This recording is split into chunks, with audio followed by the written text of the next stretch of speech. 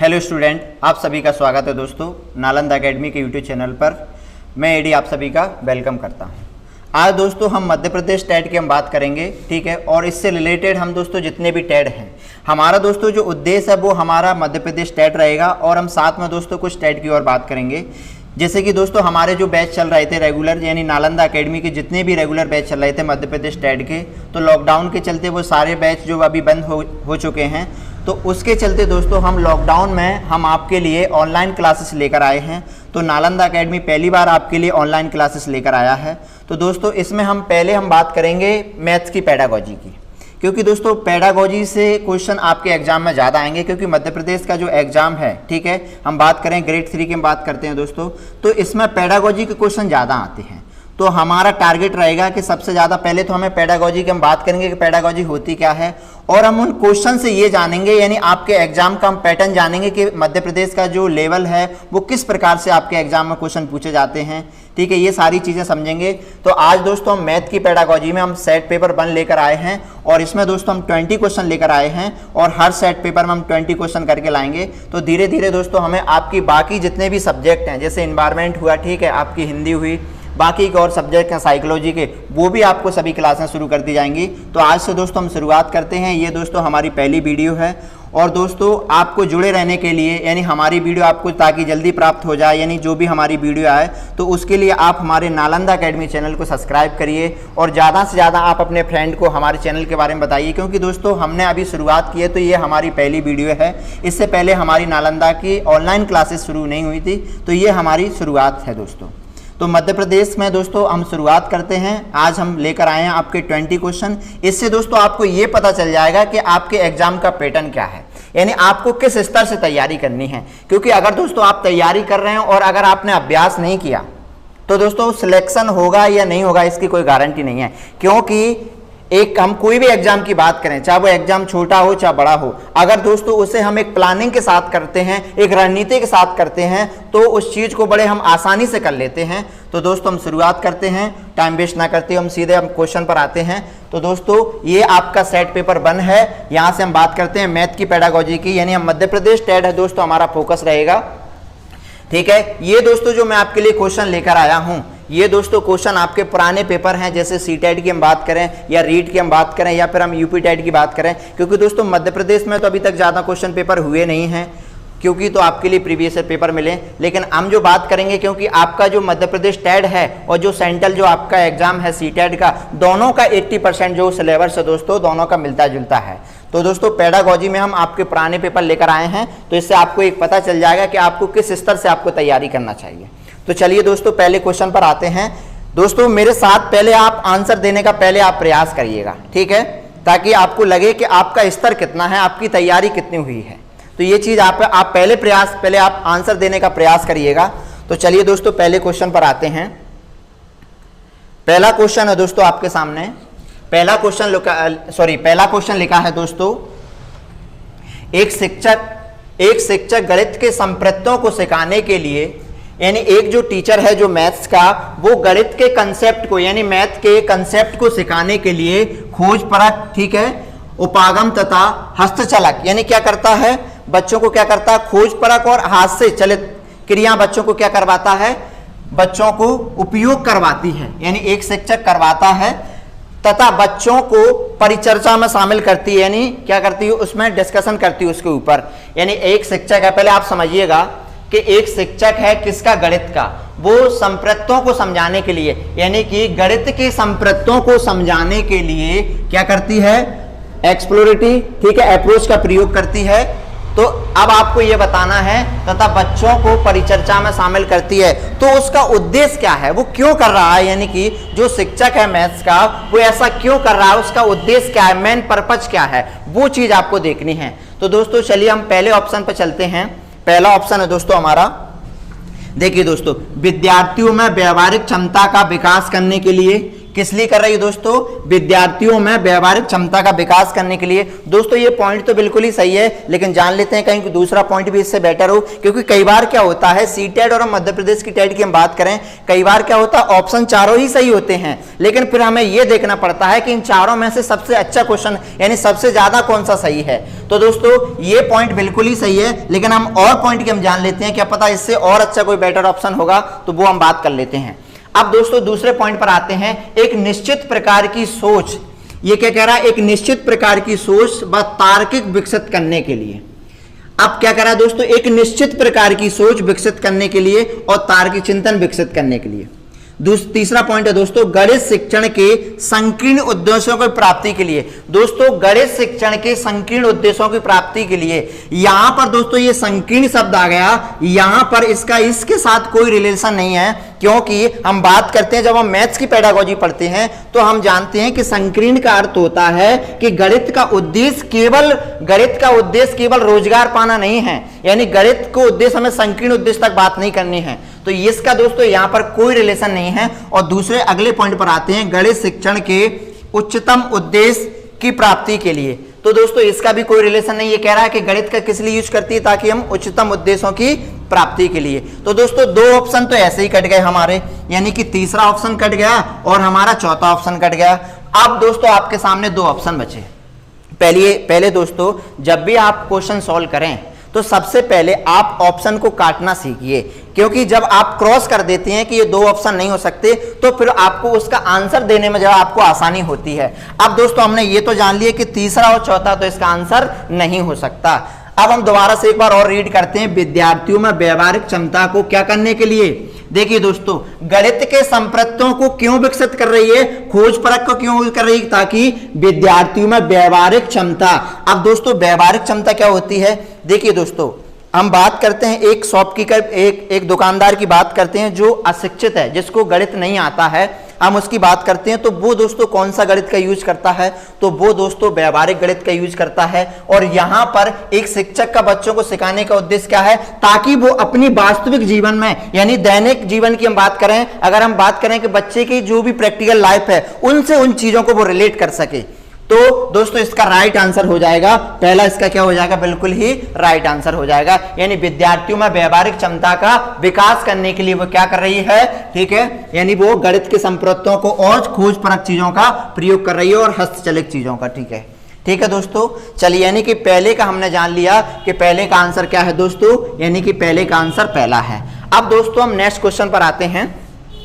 चलिए अगला क्वेश्चन है दोस्तों हमारा, देखिए अगला क्वेश्चन है कि प्राथमिक स्तर पर गणित का महत्व क्या है। अब दोस्तों हम बात करते हैं प्राइमरी स्टेज की, हम बात करें कि प्राइमरी स्टेज पर गणित पढ़ाने का उद्देश्य क्या है। जरा आप सोचिएगा, प्राथमिक स्तर पर गणित क्यों पढ़ाया जाता है? क्या बच्चों को हमें इंजीनियर बनाना है? क्या बच्चों को हमें सॉफ्टवेयर इंजीनियर बनाना है? क्या साइंटिस्ट बनाना है? क्यों पढ़ाया जाता है? गणित पढ़ाने का उद्देश्य क्या है? अगर हम इस पॉइंट की बात करें कि गणित क्यों पढ़ाया जाता है, उसका रीजन क्या है? देखिए अगर हम बात करें, अगर हमारी संस्था एनसीईआरटी की अगर हम बात करें कि हमारी एनसीईआरटी संस्था कहती है कि गणित पढ़ाने का एक ही उद्देश्य होना चाहिए और वो होता है दोस्तों क्या? गणितीकरण करना। क्या होता है? ये कौन कहती है? ये एनसीईआरटी कहती है। ठीक है, एनसीईआरटी का कहना यह है कि गणित पढ़ाने का क्या उद्देश्य होना चाहिए? गणितीकरण करना। तो गणितीकरण का मतलब क्या होता है दोस्तों? गणितीकरण का मतलब होता है हमारी तर्क शक्ति का विकास करना। किसका? हमारी तर्क शक्ति का विकास करना। यानी कि गणित पढ़ाने का मतलब ये नहीं है कि आप बच्चों को थीटा पढ़ाइए, बीटा पढ़ाइए, आपने बच्चों को मोटी मोटी बुक पढ़ा दी और बच्चों की अगर तर्क शक्ति विकसित नहीं हुई तो बेकार है वो गणित पढ़ाना। यानी हमारी एनसीईआरटी संस्था कहती है कि गणित पढ़ाने का उद्देश्य है कि जिसके द्वारा बच्चों की तर्क शक्ति विकसित हो, यानी उसका उद्देश्य है कि गणितीकरण करे। यानी गणित वह है जो गणितीकरण करे बच्चों का, यानी क्या है? तर्क शक्ति का विकास करना। तो हम बात करते हैं प्राथमिक स्तर की, यानी प्राथमिक स्तर की बात करें दोस्तों 1 से हम 5 तक की बात करते हैं, तो 1 तक के 5 तक के जो हम बात करते हैं 1 to 5 की, तो 1 to 5 तक बच्चों को गणित पढ़ाने का उद्देश्य क्या होना चाहिए? यानी प्राथमिक स्तर पर गणित पढ़ाने का महत्व क्या है? संस्कृति का विकास करना? नहीं दोस्तों। ठीक है, दूसरा है मानसिक क्षमता का विकास करना, तीसरा है व्यवहारिक क्षमता का विकास करना और चौथा है दोस्तों आध्यात्मिक क्षमता का विकास करना। ठीक है, तो दोस्तों इसका राइट आंसर हो जाएगा मानसिक क्षमता का विकास करना। ठीक है, अगले पॉइंट पर आते हैं दोस्तों, तीसरे क्वेश्चन पर आते हैं, यानी कि दूसरे का क्या आंसर होगा दोस्तों, मानसिक क्षमता का विकास करना। तीसरा क्वेश्चन है दोस्तों हमारा,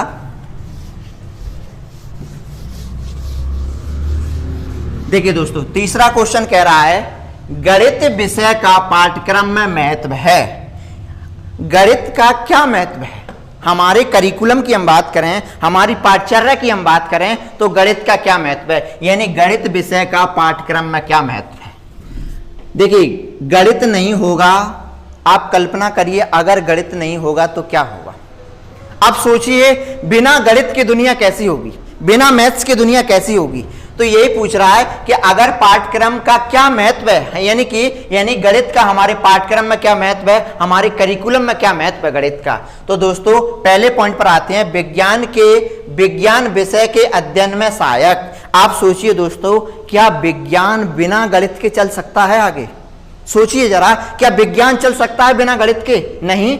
अरे गॉस का कहना तो यह था कि गणित क्या है, गॉस का कहना यह था कि गणित यानी कि विज्ञान की रानी है, गणित विज्ञान की रानी है।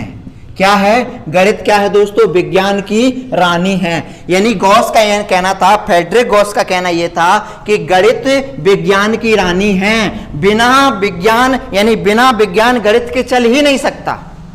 ठीक है, तो ये पॉइंट तो बिल्कुल ही सही है कि विज्ञान विषय के अध्ययन में क्या होता है, गणित सहायक होता है। बिना गणित के हम कल्पना कर ही नहीं सकते कुछ चीजों की। यानी पहला पॉइंट तो सही है, लेकिन हम दूसरे पॉइंट की हम बात करते हैं। दूसरा पॉइंट कह रहा है दोस्तों तार्कात्मक सोच की, यानी कि तार्किक हम बात करें, लॉजिकल की हम बात करें, यानी कि लॉजिकल हम रीजनिंग की बात करें कि रीजनिंग की क्या करता है, विकास करता है। यानी इससे हमारी तर्क शक्ति विकसित होती है, इससे हमारी लॉजिकल क्षमता का विकास होता है। तो दोस्तों पहला पॉइंट भी सही है और दूसरा पॉइंट भी सही है। अरे भैया हमारी रीजनिंग किससे बढ़ती है, हमारी लॉजिकल क्षमता किससे बढ़ती है, हम तर्क करने की बात किससे करते हैं। यानी हम बात करें गणित, तो गणित क्या है दोस्तों, हमारी अमूर्त संकल्पना का विकास करता है। यानी गणित क्या है, गणित दोस्तों एक अमूर्त संकल्पना है। हम बात करें एब्स्ट्रैक्ट, यानी कि जिसको देखा नहीं जा सकता, लेकिन गणित से हम अमूर्त विचारों को विकसित करते हैं। तो दूसरा पॉइंट भी सही है दोस्तों, यानी पहला भी सही है और दूसरा भी सही है। अच्छा तीसरा पॉइंट है दोस्तों, यानी पहला दूसरा, अब बात करते हैं तीसरा, व्यवहारिक जीवन में उपयोगी। आप बताइए क्या गणित का हमारे व्यवहारिक जीवन में उपयोग है कि नहीं? अरे भैया गणित नहीं होगा तो बताइए क्या हम व्यवहारिक जीवन जी पाएंगे? आप बताइए, सोचिए दोस्तों, गणित कहां नहीं है? जब आप घर से बाहर निकलते हो तब अपनी घड़ी में टाइम देखकर निकलते हो, क्या ये गणित नहीं है? ठीक है, आप जिस रूम में बैठे हो इसके अंदर 4 दीवारें, क्या ये गणित नहीं है? जब आप खेल के मैदान में जाते हो वहां पर आप देखते हो, खेलते हो, क्या ये गणित नहीं है? तो दोस्तों गणित क्या है? गणित आज यूनिवर्सल है, गणित आज सब जगह है। हम कोई से भी क्षेत्र में जाएं, चाहे वो शिक्षा का क्षेत्र हो, चाहे वो व्यवसाय का क्षेत्र हो, चाहे वो कृषि का क्षेत्र हो, यानी कोई सा भी क्षेत्र हो, गणित का यूज आज हम सब जगह करते हैं। तो दोस्तों तीसरा भी पॉइंट सही है। तो यानी चौथा क्या दिया है, इनमें से सभी। तो आंसर क्या होगा दोस्तों, जब तीनों ही पॉइंट सही हैं तो फिर आंसर क्या होगा, चौथा इसका राइट आंसर होगा। तो दोस्तों तीसरा क्वेश्चन बिल्कुल समझ में आया, तीसरे का राइट आंसर क्या होगा, डी होगा। चलिए दोस्तों अब हम अगले क्वेश्चन पर आते हैं, चौथे क्वेश्चन पर आते हैं दोस्तों। चलिए आप रीड करिए, जल्दी से आंसर दीजिए और आप हमारे कमेंट बॉक्स में आंसर देने का प्रयास करिएगा ताकि हम देख लेंगे कि आपका स्तर कितना है। आप कमेंट बॉक्स में आंसर देने का प्रयास करिए। चलिए क्वेश्चन को रीड करते हैं, फिर हम समझते हैं चीजों को। देखिए दोस्तों क्वेश्चन कह रहा है, एक शिक्षिका ने कक्षा 5 में समाचार पत्र यानी न्यूज़पेपर क्या किया, वितरित किया। ठीक है, यानी कि एक जो शिक्षिका है कक्षा 5 में क्या करती है, न्यूज़पेपर बांटती है, बच्चों को वितरित करके छात्रों से सबसे बाद में, ठीक है, छात्रों से सबसे बाद में मैच में भारतीय टीम के खिलाड़ियों के क्रिकेट के स्कोर को पढ़ने के लिए कहा। यानी कि क्या किया, पहले तो सभी बच्चों को क्या न्यूज़पेपर बांट दिया। ठीक है, फिर उनसे कहा क्या, भारतीय टीम के मैच स्कोर के बारे में उन्होंने पढ़ने को कहा। अब आगे आते हैं दोस्तों, इसके पश्चात यानी उसके बाद उसने छात्रों से इन स्कोर पर दंड ग्राफ यानी ग्राफ बनाने को कहा दोस्तों, ग्राफ। ठीक है, दंड ग्राफ खींचने को कहा, वह शिक्षिका प्रयास कर रही है। क्या कर रही है दोस्तों, यानी वो बच्चों से ग्राफ बनवा रही है, तो वो क्या करना चाहती है। चलिए आगे हम बात करते हैं। देखिए दोस्तों, कक्षा को आनंद, ठीक है, आनंदम एवं अभिव्यक्तिशील बनाने की, क्या वो इसलिए कर रही है ताकि आनंद, बच्चों को आनंददायक बनाए? नहीं दोस्तों, यानी ये ऑप्शन तो दोस्तों यहीं कट गया पहले। दूसरा, बच्चों की तार्किक क्षमता में वृद्धि करने के लिए, ठीक है दोस्तों, ऑप्शन हो सकता है सही, ठीक है, लेकिन हम आगे बात कर लेते हैं, इसको हम रखते हैं, इसको हम अभी क्रॉस नहीं करते, हम कहते हैं चलिए ऑप्शन ये ठीक हो सकता है। लेकिन इससे पहले हम और अगले पॉइंट पर आते हैं। अगला पॉइंट है छात्रों की वास्तविक जीवन और गणितीय संकल्पनाओं के बीच संबंध जानने में क्या कर रही है, सहायक कर रही है। बच्चों से क्या बनवा रही है, ग्राफ बनवा रही है, और क्या कर रही है, यानी वास्तविक जीवन, उनकी डेली लाइफ से उससे जोड़ रही है। यानी ये ऑप्शन दोस्तों इससे ज्यादा बेटर है। लेकिन हम अगले पॉइंट पर आते हैं, चौथे ऑप्शन पर, ठीक है, परियोजना उपागम द्वारा छात्रों को शिक्षा दे रही है, ठीक है, कोई परियोजना नहीं बनवा रही है दोस्तों, यानी कोई परियोजना नहीं बनवा रही है। तो दोस्तों पहला और चौथा ऑप्शन तो कट गया। अब बचे हमारे पास दो ऑप्शन, ठीक है, दूसरा और तीसरा।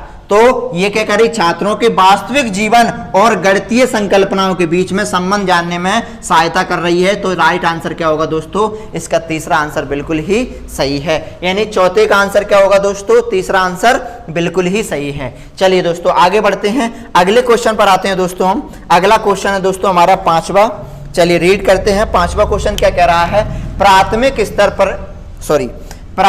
स्तर पर गणित की पहेलियां मदद करती हैं। अच्छा बताइए, हम बात करें 1 से 5 तक की, आपने देखा होगा छोटे छोटे बच्चों की, यानी आपने एनसीईआरटी की बुक देखी होंगे, उसमें पहेलियां दी रहती हैं गणित की।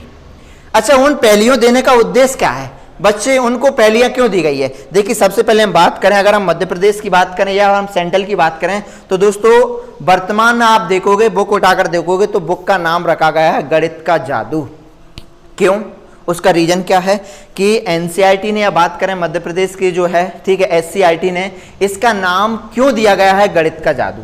उसका रीजन ये है दोस्तों, क्योंकि गणित की हम बात करें तो गणित की बच्चों के सामने एक ऐसी संकल्पना पहले प्रस्तुत की गई थी, एक ऐसी धारणा उनके सामने बना दी गई है कि बच्चे क्या करते हैं, गणित के नाम से डरने लगते हैं।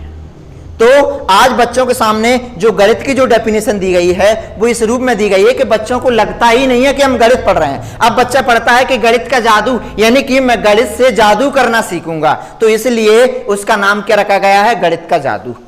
अब हम बात करते हैं कि यानी प्राइमरी लेवल की, कि प्राइमरी लेवल पर पहेलियां क्यों दी जाती हैं, यानी पजल, ठीक है। अच्छा, पजल देने का क्या उद्देश्य है? क्या बच्चों का टाइम पास करवाना है, क्या एंजॉय के लिए दी जाती हैं? चलिए ऑप्शन पढ़ते हैं, ऑप्शन क्या है। पहला ऑप्शन है दोस्तों हमारा, विद्यार्थियों को मनोरंजन प्रदान करने के लिए। क्या केवल मनोरंजन के लिए होती हैं, बताइए। चलिए ये ऑप्शन सही है, नहीं, केवल मनोरंजन होता है कि बताइए, क्या मनोरंजन करने के लिए होती हैं? अगले पॉइंट पर आते हैं, समस्या सुलझाने के कौशलों को परखने के लिए, ठीक है, ऑप्शन सही है, लेकिन हम पूर्णतः सही नहीं मान सकते। अगले ऑप्शन पर आते हैं। अगला ऑप्शन कह रहा है समस्या सुलझाने के कौशलों को प्रोत्साहित करने के लिए। और अगला ऑप्शन है दोस्तों, चौथा जो ऑप्शन है, गणितीय संचरण उल्लेख करता है। ये ऑप्शन तो दोस्तों इसका कहीं कुछ है ही नहीं, ठीक है। पहला ऑप्शन भी कट गया, चौथा ऑप्शन भी कट गया, अब बचे आपके पास दो ऑप्शन, ठीक है। तो दो ऑप्शन क्या है, समस्या सुलझाने में कौशलों को क्या करती है, परखने में। और दोस्तों तीसरा ऑप्शन है, समस्या सुलझाने कौशलों को क्या करती है, प्रोत्साहन करने में। किससे? ये वर्ड को आप अंडरलाइन करिए, किससे? प्रोत्साहन करती है, उसको क्या करती है, मोटिवेट करती है, ठीक है। तो राइट आंसर क्या होगा दोस्तों, यानी कि यहां पर कह रहा है समस्या सुलझाने के कौशलों को क्या करती है, प्रोत्साहन करने में बच्चों को। तो इसका दोस्तों राइट आंसर हो जाएगा, यानी पांचवे का तीसरा आंसर बिल्कुल ही सही है दोस्तों। चलिए दोस्तों अगले क्वेश्चन पर आते हैं। हम छठवें क्वेश्चन की हम बात करते हैं दोस्तों। चलिए छठवां क्वेश्चन है दोस्तों हमारा, देखिए छठवां क्वेश्चन भी सेम यही है जो हमने अभी पढ़ा है। देखिए क्या कह रहा है, ठीक है, the mathematical games and puzzle help. बताइए खेल और पहेलियां, पजल क्या हेल्प करती हैं? ये दोनों वर्ड को अंडरलाइन करिए, क्या हेल्प करती हैं बताइए। गणित में गेम, ठीक है, यानी खेल और पजल क्या हेल्प करते हैं, ठीक है, अभी हमने जाना। चलिए पहले ऑप्शन पर आते हैं। पहला ऑप्शन है गणित के प्रति सकारात्मक अभिवृत्ति को विकसित करने में। ठीक है, चलिए होता है दोस्तों, सही है, लेकिन अगले ऑप्शन पर आते हैं। क्या पता दोस्तों दूसरा ऑप्शन इससे ज्यादा सही हो। अब ये कह रहा है गणित और प्रतिदिन के विचारों में संबंध स्थापित करने में। और अगला क्वेश्चन है दोस्तों गणित को आनंद बनाने में। ठीक है, अगला ऑप्शन है समस्या समाधान के कौशलों को प्रोत्साहन करने में। ठीक है, सही विकल्प का चयन करने में। तो दोस्तों इन सभी में से सबसे अच्छा ऑप्शन क्या है? देखिए ये तीसरा तो ऐसे कट जाएगा कि केवल आनंद के लिए दी जाती है क्या? नहीं, केवल एंजॉय के लिए होती है क्या? नहीं दोस्तों, यानी ये तो कट गया। ठीक है, ये कह रहा है गणित के प्रति सकारात्मक क्या करे, रुचि को विकसित करने में। ठीक है, रुचि को, इसका अभिवृत्ति का मतलब होता है दोस्तों रुचि। ठीक है, जिसको हम एप्टीट्यूड बोल सकते हैं। ठीक है, अब ये ऑप्शन क्या कह रहा है? समस्या समाधान के कौशलों को प्रोत्साहन करने में और सही विकल्प का चयन करने में। ठीक है, लेकिन हम जान लेते हैं अब ऑप्शन दोस्तों आपके उसमें ऑप्शन इस प्रकार से आ गए कि अब हमें इनको देखना है कि कौन सा सही है कौन सा गलत है। देखिए इस पॉइंट पर आते हैं हम। सबसे पहले अब हमको इनको क्या करना है दोस्तों? क्रम से सेट करना है। ठीक है, पहला हम बात करते हैं। देखिए गणित के प्रति सकारात्मक अभिवृत्ति विकसित करने में पॉइंट तो ये भी सही है। ठीक है, गणित के प्रतिदिन विचारों को विकसित करने में ये भी पॉइंट सही है। ठीक है, गणित को आनंद बनाने में ये भी सही है। ठीक है, समस्या समाधान के कौशलों को प्रोत्साहन करने में ये भी सही है। दोस्तों ऑप्शन तो चारों ही सही हैं, लेकिन ऑप्शन अब ऐसे दिए हैं, ये पूछ रहा है कि पहला सही है कि दूसरा सही है, तीसरा सही है या चौथा सही है। तो दोस्तों चारों ही ऑप्शन सही हैं और जिसमें भी दिया है चारों ऑप्शन वही इसका क्या होगा दोस्तों? आंसर होगा। लेकिन दोस्तों केवल आनंद, गणित को केवल आनंद के लिए नहीं पढ़ा जाता है, उसको द्वारा हमारी तर्क शक्ति विकसित करनी है। लेकिन अब ऑप्शन इस प्रकार से आया है तो हमें क्या मानना है? ये चारों ही ऑप्शन सही हैं। तो चारों ऑप्शन देख लीजिए आप दोस्तों किसमें दिए हैं, यानी कि पहला, दूसरा, तीसरा, यानी कि पहला ही ऑप्शन क्या होगा दोस्तों? इसका सही हो जाएगा। तो ये चारों ही ऑप्शन क्या है दोस्तों? सही है। अगले पॉइंट पर आते हैं दोस्तों, यानी छठवें का हमारा पहला है। अगले पर आते हैं दोस्तों। देखिए क्वेश्चन नंबर 7 ये कह रहा है अशिक्षित दुकानदार द्वारा उपयोग किए जाने वाला गणित। ये क्वेश्चन कई बार एग्जाम में रिपीट हुआ है दोस्तों, चाहे हम उत्तर प्रदेश टेट की बात करें, चाहे हम बिहार टेट की बात करें, चाहे हम रीट की बात करें। देखिए एक जो अशिक्षित दुकानदार होता है गणित का यूज तो वो भी करता है, लेकिन वो व्यवहारिक गणित का यूज करता है। कौन सा? व्यवहारिक गणित। अब दोस्तों क्वेश्चन आता है कि व्यवहारिक गणित में क्या आता है? दोस्तों व्यवहारिक गणित में आता है प्लस, माइनस, ठीक है, इनटू और डिवाइड। ये चार चीजें ही कार्य में आती हैं, व्यवहारिक गणित में आती हैं। अब ऑप्शन क्या कह रहा है, यानी कौन से गणित का यूज करता है? तो सभी गणितीय समस्याओं को हल करने में बहुत उपयोगी है। क्या बताइए, जो एक अशिक्षित दुकानदार है क्या वो सभी समस्याओं को हल कर लेता है? नहीं। तो पहला ऑप्शन तो यहीं काटिए। ये क्या कह रहा है? सभी गणितीय समस्याओं को। तो दोस्तों आगे पढ़ने की जरूरत ही नहीं है, यहीं काट दीजिए। ठीक है, यानी पहला ऑप्शन तो कट गया, पहला ऑप्शन तो आंसर नहीं हो सकता। चलिए दूसरे पे आते हैं। में अस्पष्टता और बहुत कम स्तर की शुद्धता, अस्पष्टता और बहुस्तर की शुद्धता, ये भी दोस्तों इसका ऑप्शन नहीं हो सकता। गणित में अस्पष्ट और बहुस्तर की शुद्धता। लेकिन तीसरा क्या कह रहा है? गणित की संबंधित समस्याओं को हल करने में वैकल्पिक रणनीति के रूप में कक्षाओं में शिक्षकों द्वारा चर्चा की जानी चाहिए। अच्छा आपको क्या करना चाहिए? ये पॉइंट कह रहा है कि गणित की संबंधित समस्याओं, यानी गणित से संबंधित जितनी भी समस्याएं हैं आपको क्या करना चाहिए? एज अ टीचर, आप एक टीचर हो तो आपको एक टीचर के रूप में क्या करना चाहिए? बच्चों के सामने ये डिस्कशन करना चाहिए कि देखिए बच्चों, जो अशिक्षित दुकानदार होते हैं, जो शिक्षित नहीं होते हैं, वो गणित का यूज किस प्रकार से करते हैं, इस चीज का आपको क्या करना चाहिए? यानी क्लास में चर्चा करनी चाहिए। और दोस्तों जहां पर भी आपको दिख जाए डिस्कशन करना, लर्निंग बाय डूइंग यानी करके दिखाना, आंसर हमेशा वही होता है। ठीक है, क्योंकि इस एग्जाम में पॉजिटिव आंसर ज्यादा सही माने जाते हैं। ठीक है, तो इसका राइट आंसर क्या हो जाएगा दोस्तों? तीसरा इसका राइट आंसर हो जाएगा। चौथा तो हो ही नहीं सकता, गणित कक्षा में उपयोगी नहीं है। गणित कक्षा में उपयोगी नहीं है, बिल्कुल इसको यहीं दें। ये तो नेगेटिव भी बोल रहा बात। ठीक है, तो दोस्तों 7वें का आंसर क्या है? 7वें का तीसरा है। चलिए हम 8वें क्वेश्चन पर चलते हैं। 8वें क्वेश्चन से पहले एक बार हम बोर्ड को साफ कर लेते हैं। चलिए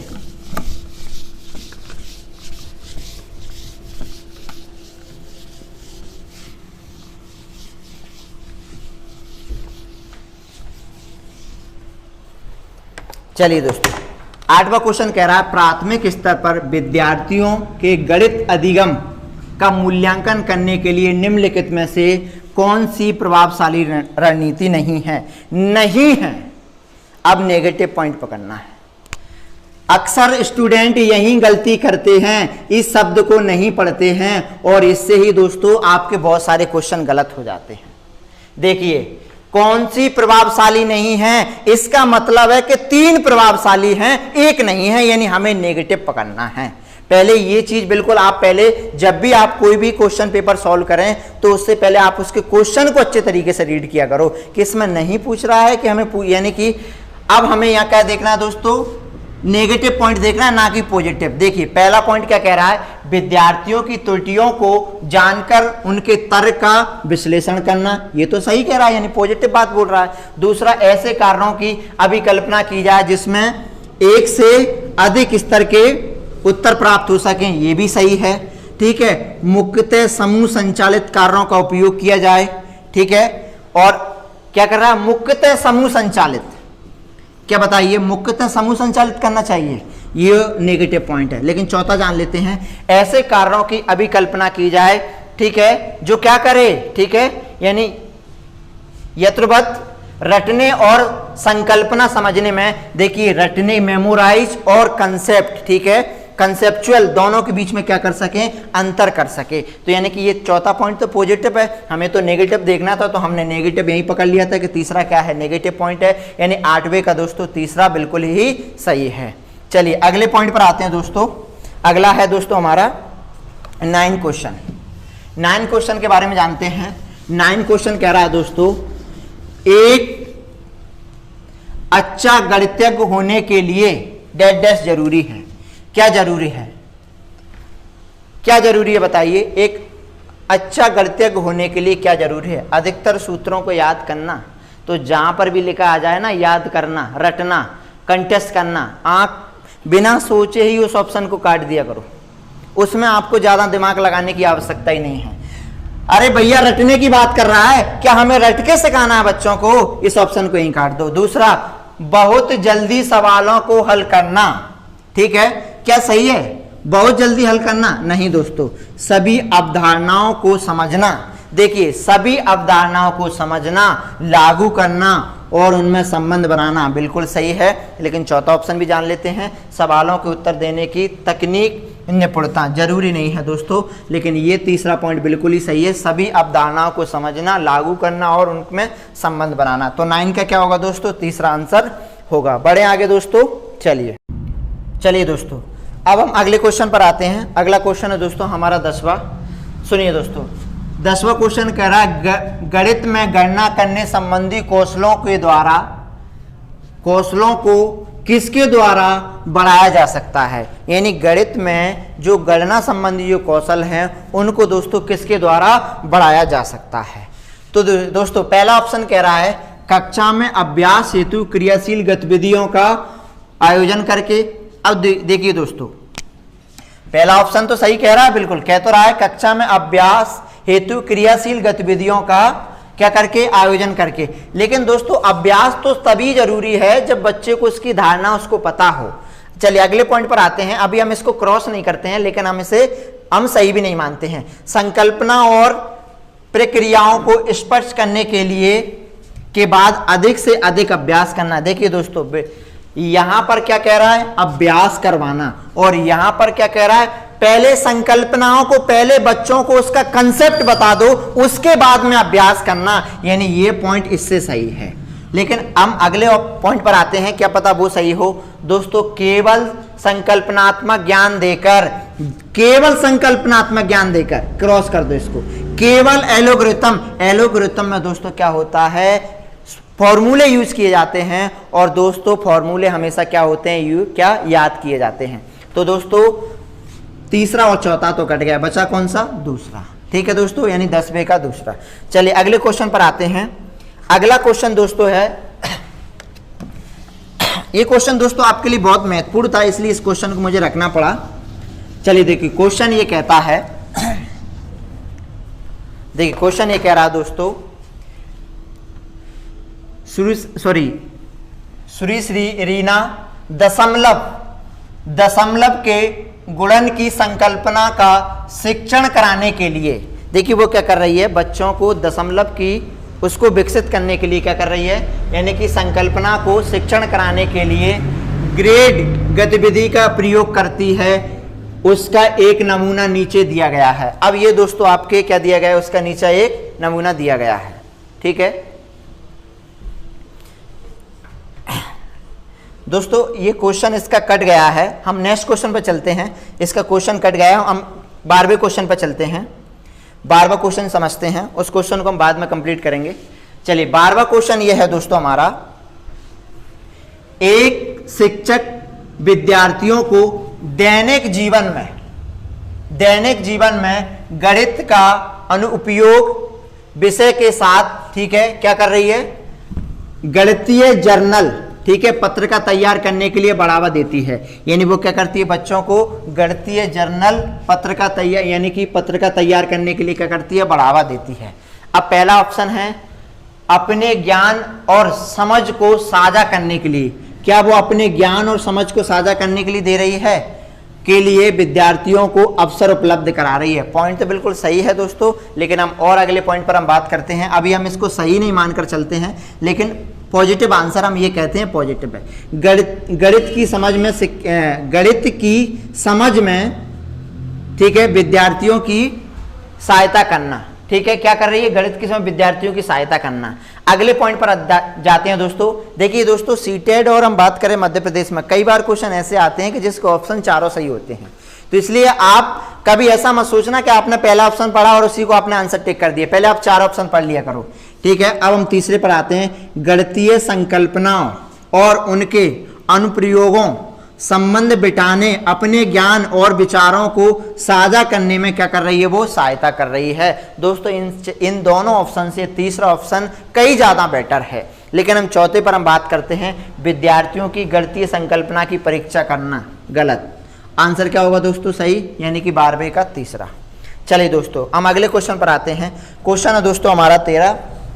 देखिए 13 क्वेश्चन कह रहा है, निम्नलिखित में से कौन सा कथन सही है। अब दोस्तों हमें पॉजिटिव देखना है, कौन सा सही है, चलिए बताइए दोस्तों, निम्नलिखित में से कौन सा सही है। 4 ऑप्शन है आपके, ठीक है।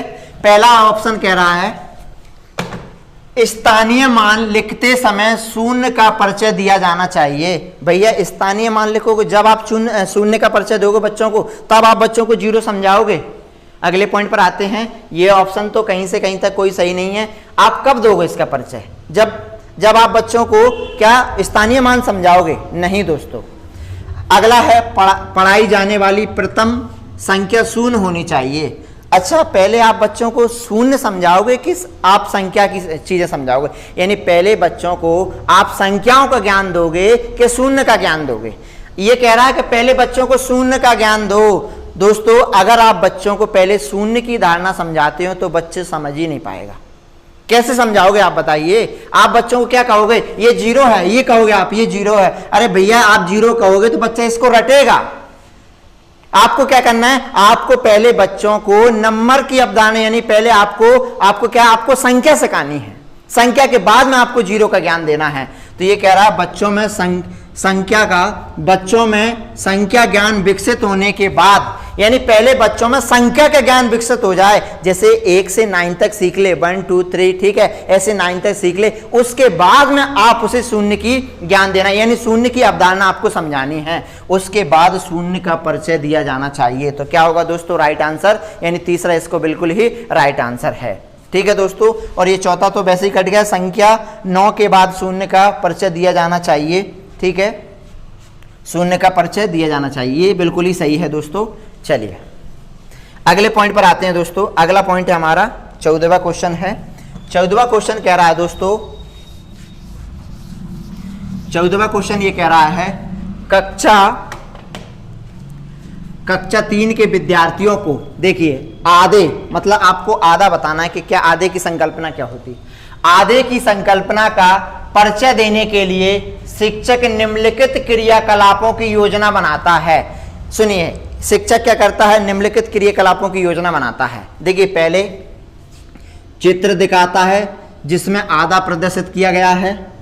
क्या करता है, चित्र, आप बताइए पहले, आपको बच्चों को आधा बताना है, कोई आधे की संकल्पना बताइए, तो पहले आप चित्र दिखाओगे जिसमें आधा दिया गया है, नहीं दोस्तों। दूसरा, आधा चित्र दिखाना है, ये भी नहीं, ठीक है। बहुत सारे मूर्त पदार्थी, ठीक है, यहां सही टाइप जो मिस्टेक हो गया है, बहुत सारे मूर्त पदार्थों को आधा विभाजित करके, जैसे मैं फॉर एग्जांपल के लिए मेरे हाथ में ये पेन है, मैं इसको बीच में से आधा कर देता हूं, तो उससे कहूंगा कि बेटा ये फुल है और इसको आप बीच में से कर दो तो ये आधा हो गया। यानी पहले हमें क्या करना, मूर्त, यानी मूर्त जो चीज हम देख सकें जिसको, तो दोस्तों पहले आएगा, पहले पॉइंट पर आएगा तीसरा, ठीक है दोस्तों। इसके बाद में कहानी या चित्रों में प्रयोग में आधा प्रदर्शन, और दूसरे पॉइंट पर आ जाएगा दोस्तों ये है। अब पहले आप मूर्त चीजें दिखाओगे, फिर कहानियों में बताओगे दोस्तों, फिर आप बताओगे दोस्तों उनको क्या, ये चित्र दिखाओगे, और लास्ट में दोस्तों आपको ये बताना है, आधे का चिन्ह बताना है, ये आएगा चौथे पॉइंट पर। तो दोस्तों पहला यानी सी पहले नंबर पर, डी दूसरे नंबर पर, तो जिस भी ऑप्शन में देखिए सी कहां दिया, एक तो सी यहां दिया, एक सी यहां दिया, यानी पहले तो इसको काटो, ठीक है, यानी कि इसमें पहले पे सी है, दूसरे पे डी है, इसमें नहीं है, तो राइट आंसर क्या हो जाएगा, आगे बढ़ने की आवश्यकता ही नहीं है, ठीक है। अब आते हैं दोस्तों हम 15वें क्वेश्चन पर। 15वां क्वेश्चन कह रहा है दोस्तों, गणित की, देखिए दोस्तों, अंक गणित की, ठीक है, 4 है दोस्तों, ये चाल नहीं है, 4 है इसको, ठीक है। अंक गणित की 4 मूलभूत संक्रियाएं हैं, ठीक है। 4 कौन कौन सी हैं दोस्तों, ये है मूलभूत 4, ठीक है, प्लस, माइनस, इनटू और दोस्तों डिवाइड, ये 4 हैं। 4 क्या हैं, ये गणित की मूल 4 संकल्पना है। अब दोस्तों परिकल्पना, ठीक है, संगणना, ये तो दोस्तों इसको यहीं काट दो, ठीक है। देखिए, योग गुणा भिन्नों को दशमलव में बदलना, ठीक है, सम आकृतियों की रचना करना, ठीक है, और ये क्या है, योग, व्यकलन, गुणा और भाग, ठीक है। तो दोस्तों राइट आंसर क्या होगा, ये है राइट आंसर इसका 30, ठीक है, ये लिखा है मैंने, यहीं आप समझ जाइए, जिस भी ऑप्शन में दिया है वो इसका क्या होगा, राइट आंसर होगा। चलिए दोस्तों अगले पर आते हैं, यानी 15वें का कौन सा होगा दोस्तों, 15वें का तीसरा ऑप्शन बिल्कुल ही सही है। चलिए अब आते हैं दोस्तों हम 16वें क्वेश्चन पर। 16वां क्वेश्चन है दोस्तों हमारा, चलिए दोस्तों 16वां क्वेश्चन है, एक अध्यापक कक्षा के शिक्षार्थियों को संख्या विषय का ज्ञान दे रहा है। अध्यापक द्वारा निम्नलिखित में से किस उपागम का अनुसरण करना सबसे उपयुक्त है, यानी किसका सबसे ज्यादा उपयोग करना है। चलिए पहला है, अंकों का संख्याओं के नाम के साथ परिचय दिया जाना चाहिए, अंकों का संख्याओं के साथ परिचय दिया जाना चाहिए। अगले पॉइंट पर आते हैं, अंकों का परिचय तभी दिया जाना चाहिए जब शिक्षार्थियों को गणना का अनुसरण हो जाए, ठीक है। और अगला है दोस्तों, अंकों का परिचय गणना का अनुभव हो जाए। और लास्ट ऑप्शन है दोस्तों, विद्यार्थियों को पहले अंक लिखने का अभ्यास हो जाए। अब दोस्तों ये पहले हम एक बार क्वेश्चन को दोबारा से समझ लेते हैं। चारों ही ऑप्शन ऐसे हैं, ठीक है, जो सही से लग रहे हैं, लेकिन हम दोबारा समझ, देखिए अंकों का संख्याओं के नाम के साथ क्या दिया जाना चाहिए, अंकों को नहीं दोस्तों, उनके साथ नहीं, उनको दिया जाना नहीं, पहला ऑप्शन क्रॉस हो गया। अंकों का परिचय तभी दिया जाना चाहिए जब शिक्षार्थियों गणना का अनुसरण हो जाए। कब दिया जाना चाहिए, जब शिक्षार्थियों को क्या हो जाए, उनका अनुभव हो जाए, यानी अंकों का परिचय तभी दिया जाना चाहिए। और तीसरा ऑप्शन है दोस्तों, अंकों का परिचय गणना का अनुभव हो जाए। और चौथा तो दोस्तों इसका राइट आंसर हो जाएगा दूसरा, यानी अंकों का परिचय तभी दिया जाना चाहिए जब विद्यार्थियों क्या हो, उसका अनुभव हो जाए। चलिए दोस्तों, यानी कि इसका आंसर है दोस्तों दूसरा, इसको बिल्कुल ही सही है। अगले पॉइंट पर आते हैं हम 17वें क्वेश्चन पर।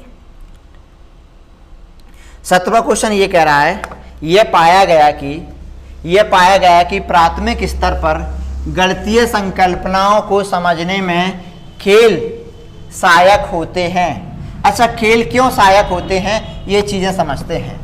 देखिए, बच्चों को आमोद प्रमोद उपलब्ध कराते हैं, ये तो हमें पता है कि बच्चों को क्या होता है, गणित में आनंद आता है, ठीक है। लेकिन अगले पॉइंट पर आते हैं, कक्षा की नीरसता को बंद करने के लिए, ये भी सही है। अगले पॉइंट पर आते हैं, कक्षा के प्रबंधन में सहायक होने के लिए।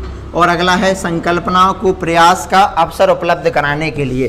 देखिए दोस्तों, संकल्पनाओं को प्रसरण का अवसर उपलब्ध कराने के लिए। तो दोस्तों जहां पर भी ये शब्द दिख जाए, ठीक है, जहां पर भी अवसर उपलब्ध करना दिख जाए, ठीक है, ये पॉजिटिव माना जाता है, क्योंकि जब बच्चों को आप ज्यादा से ज्यादा सीखने के अवसर उपलब्ध कराएंगे तो बच्चे की लर्निंग ज्यादा होगी। तो दोस्तों इसका राइट आंसर है यानी 17 का चौथा आंसर बिल्कुल ही सही है। चलिए दोस्तों अगले क्वेश्चन पर आते हैं। अगला क्वेश्चन है दोस्तों हमारा 18वां क्वेश्चन कह रहा है शून्य की अवधारणा का परिचय किस संक्रिया। देखिए दोस्तों ये कई बार रिपीट हुआ है आपके एग्जाम में। शून्य की अवधारणा का परिचय यानी शून्य की अवधारणा आप कैसे सिखाओगे, शून्य की अवधारणा का परिचय किस संक्रिया के द्वारा उत्तम रूप से दिया जाना चाहिए। क्या बताइए, आप प्लस के द्वारा शून्य की अवधारणा सिखाओगे, क्या माइनस के द्वारा सिखाओगे, क्या इनटू के द्वारा सिखाओगे, क्या बताइए भाग के द्वारा सिखाओगे।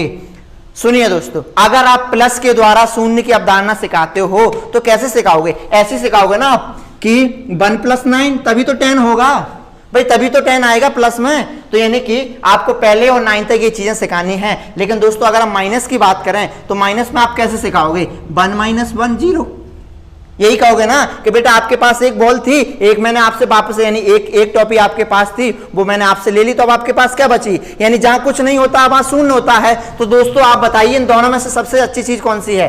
ये ज्यादा डिफिकल्ट नहीं हो जाएगा अगर आप प्लस से सिखाओगे। तो कैसे सिखाओगे, माइनस से। तो हमेशा शून्य की अवधारणा माइनस से सिखाई जाती है। तो राइट आंसर क्या होगा, ये होता है दोस्तों सबट्रैक्ट, यानी कि क्या करना है, माइनस यानी कि व्यकलन द्वारा। ठीक है, तो दोस्तों क्या हुआ, 18वें का बी आंसर बिल्कुल ही सही है। ये तो दोनों दोस्तों और डिफिकल्ट हो जाएंगे, तो इस पर तो हमें बात ही नहीं करनी है। चलिए हम 19वें क्वेश्चन पर आते हैं। 19वां क्वेश्चन है दोस्तों हमारा, चलिए गणित में मैपिंग के लिए, ठीक है, प्रतिचित्रण की हम बात करें दोस्तों, गणित में प्रतिचित्रण के लिए निम्नलिखित कथनों में से कौन सा सत्य नहीं है। देखिए हम मैपिंग की बात करें, मैपिंग अनुपातिक विवेचन को क्या करता है, प्रोत्साहित करता है। चलिए बिल्कुल सही है। लेकिन हम अगले पॉइंट पर आते हैं, यानी कि प्रतिचित्रण क्या होता है, गणित के कई विषयों में क्या होता है, समाकलन। ठीक है, और तीसरा है प्रतिचित्रण गणित के पाठ्यक्रम में क्या भाग नहीं है। तो इसको तो यहीं काट दो दोस्तों। और ये क्या करता है, प्रतिचित्रण, ठीक है, क्या स्थानिक चिंतन को बढ़ावा देता है। अब ये भी ऑप्शन सही है, यानी एक तो हमने क्रॉस कर दिया, अब बचे हमारे पास 3 ऑप्शन। ठीक है, देखिए मैपिंग दोस्तों कौन सा कथन सही नहीं है दोस्तों, पहले हमें नेगेटिव चीजें देखनी थी, कौन सा नहीं है। तो दोस्तों ये भी पॉजिटिव है, ये भी पॉजिटिव है, ठीक है, और ये भी पॉजिटिव है। तो दोस्तों इसका क्या, ये नेगेटिव है, तो राइट आंसर क्या हो जाएगा, 19वें का तीसरा। ठीक है, तो विशेषकर अभी भी कहता हूं पहले क्वेश्चन ढंग से देखा करो कि यहां सत्य न लिखा है, यानी हमें नहीं पूछा है, हमें पॉजिटिव पूछना है, यानी नेगेटिव की बात कर रहा है कि पॉजिटिव की। चलिए आज का लास्ट क्वेश्चन है दोस्तों, आज के हम लास्ट क्वेश्चन पर आते हैं। ठीक है, पर हम समझते हैं।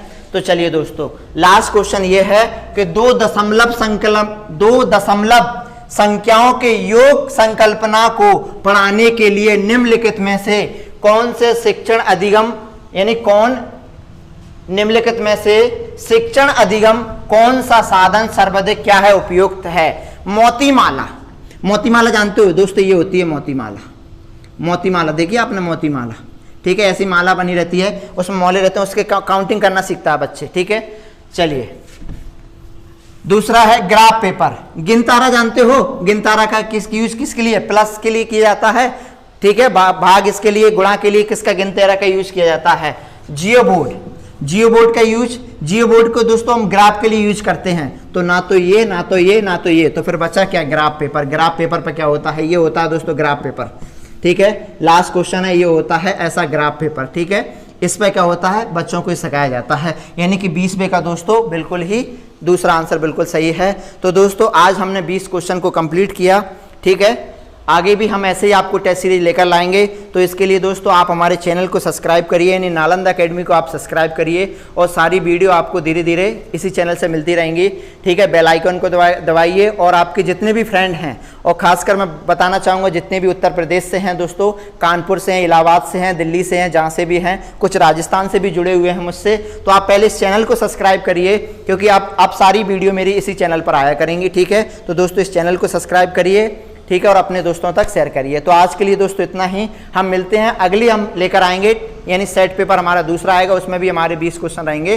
ठीक है दोस्तों, तो प्रैक्टिस करना जरूरी है। अगर आपको सिलेक्शन चाहिए तो आपको अभ्यास तो करना पड़ेगा, बिना अभ्यास के कुछ नहीं हो सकता। ठीक है दोस्तों, तो आज के लिए इतना ही, धन्यवाद।